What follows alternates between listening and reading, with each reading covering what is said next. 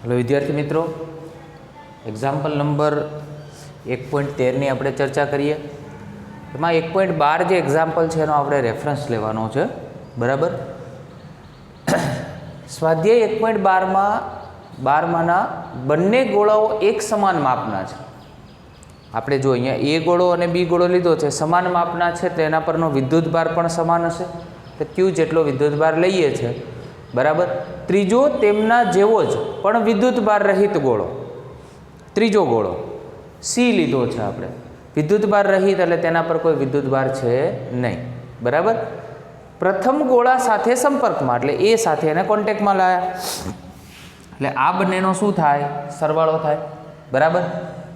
प्रथम गोळा साथे संपर्कमां लावी अने त्यारबाद एटले अहींया सुधीनुं सोल्व करीए। पहेला आ प्रथम गोळा साथे संपर्कमां लाया तो मैं बात करी थी तमने विद्युतभार रहित गोळा ने जो आनी साथे संपर्क में लावो तो नवो वीजभार कई रीते बने, तो आनो क्यू, आनो तो 0, तो क्यू प्लस 0 डिवाइड बाय 2 एटले नवो वीजभार शुं थशे, क्यू बाय 2। बंने गोळा पर हवे नवो वीजभार केटलो थशे, तो ए पर पण क्यू बाय 2 थशे अने सी गोळा पर एना पर पण शुं थशे, क्यू बाय 2 जेटलो ज वीजभार मळशे, बराबर। चलो आगळ वधीए। हवे शुं कहे छे, जो त्यारबाद बीजा गोळा साथे संपर्कमां लावी, त्यारबाद एटले आने आनी साथे कॉन्टेक्टमां लावी अने एना पछी एटले हवे आना परनो नवो वीजभार केटलो छे, क्यू बाय 2, सी परनो ए लावવાનો अने पछी बीजा गोळा साथे संपर्कमां लावવાનો। तो आ बंनेनी बेटा गणतरी आपणे करवी होय तो कई रीते, तो फरी एकवार अहींया बी गोळो ड्रो करीए, अहींया छे आपणी जोडे सी गोळो, बराबर। तो Q plus Q by 2 divide by 2 थशे, बंने में जो विद्युतभार है शू थी जैसे, बराबर। क्यू बाय 2 तो अहींया आपणे गणतरी करिए तो 2 साथे अहींया क्यू ने एटले आ थी जशे आपणी पासे 3q बाय 2 अने डिवाइड बाय 2 एटले ओवरऑल शू थशे, 3q बाय 4 थशे। चलो 3q बाय 4 अने 3q बाय 4, बराबर। आ बंने जे नवा वीजभार है हवे नवा गोळा पर आ टाइपना वीजभार एनी उपरथी जनरेट थशे एटले अहींयाथी क्यू बाय 4 अने अहींया पण शुं थशे, 3q बाय 4 जेटला विद्युतभार आपणे नवा जोवा मळशे। तो एम कीधुं छे ए अने बी वच्चेनुं नवुं अपाकर्षण बळ, तो ए अने बी उपरनुं नवुं अपाकर्षण बळ एटले फरीवार अहींया आपणे ड्रो करीए। अहींया बेटा ए गोळो छे, अहींया फरी एकवार बी गोळो छे, बराबर। ए गोळा पर नवो वीजभार केटलो छे, क्यू बाय 2 जेटलो, आना पर केटलो छे, 3q बाय 4 जेटलो, बराबर। अने डी बंने वच्चेनुं अंतर आर छे। आर अंतर तो आपणे आगळनुं ज लेवानुं छे, बराबर। आर आगळना दाखलानी आपणे वात करीए तो अंतर आपणे केटलुं आपेलुं हतुं, 50 सेंटीमीटर। केटलुं छे, 50 सेंटीमीटर, बराबर। तो ए अने बी वच्चेनुं अपाकर्षण बळ, सूत्र बेटा शुं थशे, F इज इक्वल टू के Q1 Q2 अने डिवाइड बाय R स्क्वेर। के Q1 एटले अहींया आपणी जोडे छे Q बाय 2, Q2 एटले आपणी जोडे छे 3Q बाय 4 अने डिवाइड बाय R स्क्वेर, बराबर ने। चलो के थी जैसे अहींया 3 छे ने आगळ लाई दईए आपणे, तो 3k q स्क्वेर, खबर पड़े छे, q इंटू q एटले q स्क्वेर, 3 ने आगळ लाया, के तो आपणी जोड़े छे, बराबर। 4 दू 8 एटले 8r नो स्क्वेर, बराबर। आनी गणतरी करिए तो 9 इंटू 10⁹, बराबर, इंटू वीजभारनी किंमत, विद्युतभारनी किंमत बेटा केटली आपेली थी आगळना दाखलामां, तो विद्युतभारनी किंमत तमने आपेली छे 6.5 × 10⁻7 कूलम, 6.5 × 10⁻7 कूलम। पण अहींया क्यू नो स्क्वेर छे, अहींया स्क्वेर करीशुं अने डिवाइड बाय 8 अने आर नो स्क्वेर छे, तो अंतर आपणे वात करी थी 0.5 नो होल स्क्वेर, बराबर। एक काम करिए, अहींया आपणे एनी डिटेल पण लखी दईए એટલે એક્ઝામ્પલ તમે ગણતા હોય તો તમને ખ્યાલ આવે। ક્યુ આપને કેટલો આપેલો છે, 6.5 इंटू 10⁻⁻7 કુલમ અને ડિસ્ટન્સ છે 50 સેન્ટીમીટર, એના મીટર થશે 0.5 મીટર. ક્લિયર? બોલો અહીંયા સુધી કોઈ ડાઉટ છે? નથી. ચલો તો કરીએ આની ગણતરી. 3 इंटू 9 इंटू 6.5 इंटू 6.5 कारण के स्क्वेर है बराबर, डिवाइड बाय 8 डिवाइड बाय 8 फरी एक बार 27 गुण्या 6.5 गुण्या 6.5 बराबर अने भाग्या 8 पाछा भाग्या 0.5 पाछा भाग्या 0.5 जवाब आवशे 570.375. चेक करी लीजिए बराबर है. चलो 570.375 बराबर ने. चलो आ 10⁹ અને આ 10 થશે -14 બરાબર. -5 આવશે. 570 ગુણ્યા 10⁻5 બરાબર. આ બળ છે ને ન્યૂટનમાં દર્શાવાય. 2 પોઈન્ટ આ સાઈડ લઈ જઈએ તો 5.7 10⁻³ બરાબર ન્યૂટન થાય. અને હજુ એકવાર આનું વ્યવસ્થિત લખવું હોય તો 5.7 મિલી ન્યૂટન લખી શકાય. ઓકે, આ તમારો આન્સર. ક્લિયર એકદમ? ફરી એકવાર જુઓ, આ કન્સેપ્ટનો યુઝ આપણે જીનીટ અને ગુજકેટની અંદર પણ કરવાનો થાય. બરાબર. 2 ગોળાઓ છે એક સમાન વિદ્યુતભારમાં, એની સાથે કોન્ટેક્ટમાં ત્રીજો ગોળો લાવવામાં આવે છે જે વિદ્યુતભાર રહિત છે, એટલે Q બરાબર 0. ચલો આની સાથે આને બેટા કોન્ટેક્ટમાં લાવો એટલે શું થાય? બંને વીજભારનો સરવાળો ભાગ્યા 2, એટલે આનો Q અને આનો 0. તો Q + 0 divide by 2 that means Q/2 અને Q/2 બંનેમાં ડિવાઈડ થશે. હવે શું કરવાનું છે? નવો જે વિદ્યુતભાર આના પર પ્રેરિત થયો છે એ સી ગોળાને બી સાથે સંપર્કમાં લાવવાનો છે, એટલે Q + Q/2 બરાબર. આ ગણતરી ફક્ત તમારી જાણકારી માટે છે. બરાબર. ડાયરેક્ટ તમે લખી શકો છો. તો Q + Q/2 divide by 2 again આ બંનેનો સરવાળો ભાગ્યા 2 થશે, એટલે 3Q/4 3Q/4. હવે એ અને બી વચ્ચે અપાકર્ષણ બળ શોધવાનું છે બરાબર, એટલે નવા વીજભાર લેવાના થાય, એટલે Q1 તરીકે આપણે Q/2 લઈશું અને Q2 તરીકે 3Q/4 લઈશું. ક્લિયર?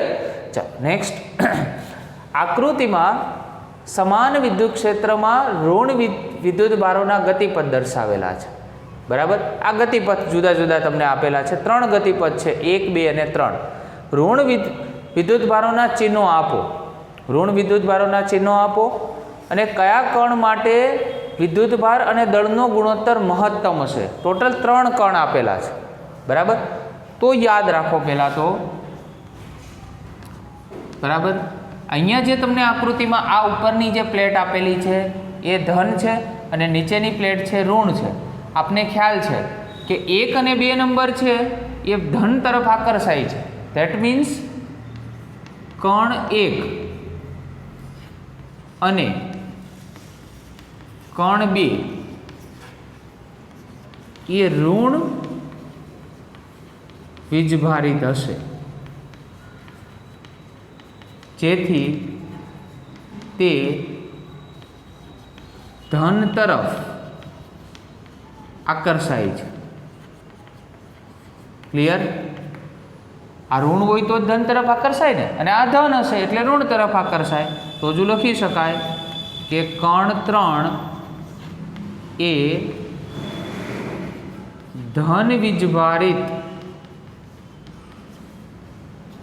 છે, જેથી તે ઋણ તરફ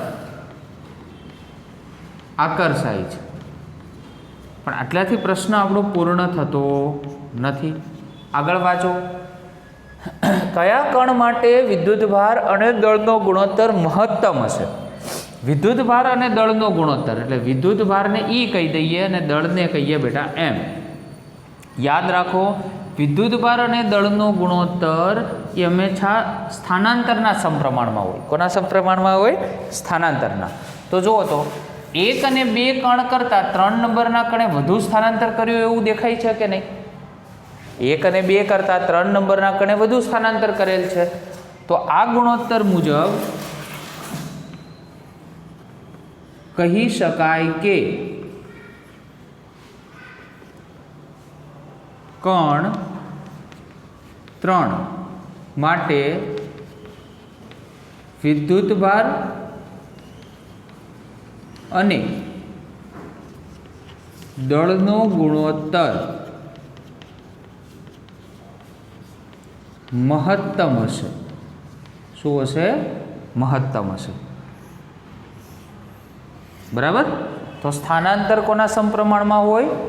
વિદ્યુતભાર અને તેના દળના ગુણોત્તર એના સમપ્રમાણમાં હોય છે. બરાબર. એ તમારે એક તો યાદ રાખવાનું થાય. ચલો હવે આપણે ચર્ચા કરીએ છીએ 1.15ની. બરાબર. એક્ઝામ્પલ નંબર 1.15 એની આપણે ડિસ્કસ કરીએ છીએ. બરાબર. 1.15ની અંદર સૌ પ્રથમ તો જોઈએ આપણે શું કીધું છે? એક સમાન વિદ્યુત ક્ષેત્ર. બરાબર. શું કીધેલું છે?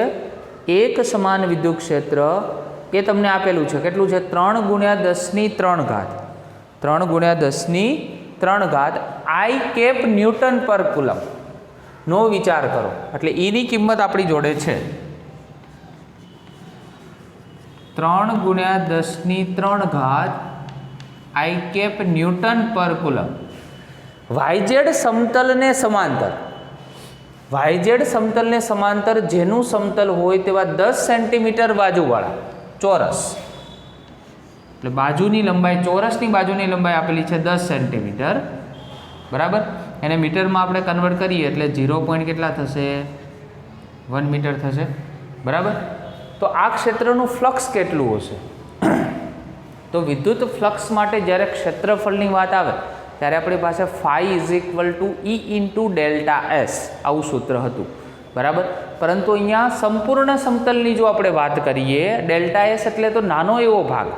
બરાબર. સ્મોલ એમાઉન્ટ ઓફ પાર્ટ જેને આપણે કહેતા હતા. બરાબર. એની આપણે ડિસ્કસ કરવાની થાય. પરંતુ અહીંયા તો આખું ચોરસ આપેલું છે. ધેટ મીન્સ φ E × S લઈ શકાય. એસની જગ્યાએ આપણે એ કહીએ એરિયા તો પણ ચાલે. તો YZ સમતલને તો કેવું છે? સમાંતર છે. તો લંબ કોને થશે? તો મળશે કઈ રીતે આપને? એક્સ અક્ષની દિશામાં મળશે ને વિદ્યુત ક્ષેત્ર. તો વિદ્યુત ક્ષેત્ર તો તમને એની દિશામાં જો આપેલું જ છે, એટલા માટે આપણે આઈ કેપ લીધેલો છે. હવે વાય અને ઝેડ એને કેવું છે? સમાંતર સમતલ છે. હવે YZ ને સમાંતર સમતલ હોય એટલે એનો ક્ષેત્રફળ સદિશ હંમેશા કઈ દિશામાં મળે? મેં તમને વાત કરેલી છે, જ્યારે પણ કોઈ પણ સમતલ આ રીતે હોય. બરાબર. હવે વાય અને ઝેડ આ બે એક્સ ધારી લઈએ, આ વાય છે, આ બાજુ આપણે કોઈ ઝેડ છે. તો આ બાજુની જે દિશા વધી, હવે ત્રીજી કઈ દિશા વધી? આપણે એક્સ અક્ષ. બરાબર. એટલે આનું ક્ષેત્રફળ સદિશ હંમેશા કઈ દિશામાં થાય? એક્સ અક્ષની દિશામાં થાય. બરાબર. એટલે તમારે ક્ષેત્રફળ જ્યારે શોધવાનું થાય તો ચોરસનું ક્ષેત્રફળ તમે જાણો છો L², એટલે કે 0.1 એનો હોલ સ્ક્વેર કરવાનો થાય. તો કેટલો આવશે આન્સર? 0.01. પણ અહીંયા પાછળ તમારે લખવાનું થાય આઈ કેપ અને મીટરનો સ્ક્વેર. 0.1 છે એનો સ્ક્વેર કર્યો એટલે 0.01. બરાબર. અને આઈ કેપ એટલા માટે લખ્યું કારણ કે કઈ દિશામાં છે? એક્સ અક્ષની દિશામાં અને ધન દિશામાં પાછું જો. બરાબર. ચલો હવે તો સિમ્પલ છે. વિદ્યુત ફ્લક્સ માટેનું બેટા સૂત્ર શું હતું આપણી જોડે? તો વિદ્યુત ફ્લક્સ માટેનું સૂત્ર φ = E × અહીંયા આપણે એ લખી શકીએ ને. બરાબર. વિદ્યુત ફ્લક્સ માટેનું હવે સૂત્ર શું લખીશું અહીંયા આપણે? φ = E × A. બરાબર. φ = E × A સદિશના સ્વરૂપમાં. બોલો ઈની કિંમત કેટલી છે? 3 × 10³ આઈ કેપ. બરાબર. અને એની કિંમત કેટલી છે? તો 0.01 આઈ કેપ. બરાબર. ચલો આ 1/100 થશે એટલે કે 10⁻2 થશે. ખ્યાલ આવે છે? 10⁻2. આ 10⁻3 છે અને આ 10⁻2 એટલે 10⁻1 વધશે. 10⁻1 3 સાથે ગુણાઈ જાય એટલે ટોટલ કેટલા આવશે? 30 આવશે. ખ્યાલ આવે છે? બરાબર.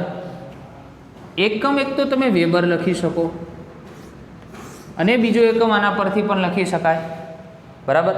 આનો એકમ શું છે? ન્યૂટન પર કુલમ, અને એરિયા એટલે ક્ષેત્રફળનો મીટર સ્ક્વેર, એટલે ન્યૂટન પર કુલમ ઇન્ટુ મીટર સ્ક્વેર લખો તો પણ ચાલે અને વેબર લખો તો પણ ચાલે, બરાબર. આ વિદ્યુત ફ્લક્સનો તમારો એકમ છે, બરાબર. આપણે એક કામ કરીએ, એસઆઈ એકમના સ્વરૂપમાં લખીએ એટલે તમને યાદ રહે. આ ન્યૂટન પર કુલમ અને મીટરનો સ્ક્વેર. ચલો, એવો જ બીજો એક્ઝામ્પલ છે. જો આ જ ચોરસના સમતલને દોરેલો લંબ એક્સ અક્ષ સાથે 60 માપનો ખૂણો બનાવે, એટલે ઇન શોર્ટ તમને થીટા આપેલો છે. કેટલો છે? 60 ડિગ્રી છે. હવે યાદ કરો, એના માટે ફ્લક્સ માટે આપણી પાસે સૂત્ર હતું E અને ડેલ્ટા એસ, એની જગ્યાએ અહીંયા આપણે એ લીધું છે, બરાબર. હવે ડોટ કાઢો તો EA ઇન્ટુ કુ શું થાય? કોસ થીટા થાય. હવે એની કિંમત તમારી જોડે છે, કેટલી છે? તો 3 ગુણ્યા 10⁻³ આઈ કેપ તો 1 થઈ જશે. આપણે મૂલ્ય લીધું ને, એટલે આઈ કેપ એટલે એકમ સદિશ એક્સ અક્ષની દિશાનો, એ 1 થઈ જાય. ચલો, એ રીતે એ એટલે કેટલા થશે? 0.01 અને ગુણ્યા cos 60, બરાબર. ચલો ફરી એકવાર, આ તો આપણે ખ્યાલ આવી ગયો. આનો જવાબ તો 30 આવે છે. હવે cos 60ની કિંમત, cos 60 એટલે sin 30ના ઉલટા, તો sin 30 એટલે 1/2 હતું, તો cos 60 પણ કેટલા થાય? 1/2 જ થાય, બરાબર. અને તમે કરો એટલે આ પાછું 15 આવશે. ફરી એકવાર ન્યૂટન પર કુલમ અને મીટરનો સ્ક્વેર, જે તમારો રાઈટ આન્સર છે. ક્લિયર? હવે આ જે બંને એક્ઝામ્પલ છે, બરાબર, એ બંને એક્ઝામ્પલ આની અંદરની વાત કરું છું, એ પાર્ટ અને બી પાર્ટ, બરાબર. એની અંદર સૂત્ર તો આપણે એક જ યુઝ કર્યું ને, E ઇન્ટુ એ, એટલે વિદ્યુત ફ્લક્સ આવે અને ક્ષેત્રફળ સદિશ આવે અને વિદ્યુત ક્ષેત્ર, આવી કોઈ મેટર આવે એટલે તમારે આ સૂત્ર યાદ રાખવાનું થાય. Clear? Okay, thank you very much.